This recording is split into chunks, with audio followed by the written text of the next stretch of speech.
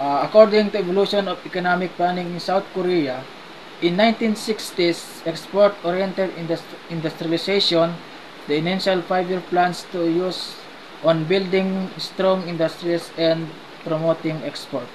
In 1970s, heavy and chemical industries.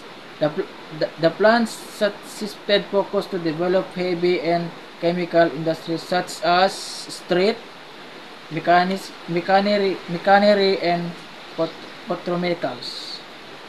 In 1990s and beyond, diversification, the plans evolved to address emerging challenges and promotion diversification into high-tech and services sectors.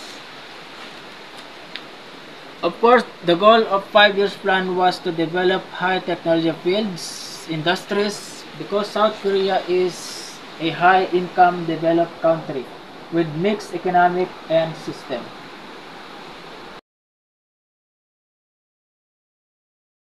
Case study of key economic plans in South Korea. Heavy and chemical industry drive. The 1970s saw a focus on developing heavy and chemical industries such as steel, machinery and petrochemicals. Establishment of industrial complexes. The government created specialized industries complexes to facilitate the growth of targeted industries. Leveraging foreign investment. Policies were introduced to attract foreign direct investment and technology transfer to. According to this, they are now starting developing heavy and chemical industries. At saka dito na din nila ma-introduce yung mga policies para sa mga nag-direct investment at pag-transfer ng mga technology. Impact on society and economy in South Korea. Improved living standards. Economic development led to a significant increase in per capita income and living standards for South Koreans. Expanded global presence. South Korea's export-oriented strategies helped it become a major player in international trade and investment. Technological advancement. Investment in R&D and innovation transformed South Korea into a global leader in high-tech industries.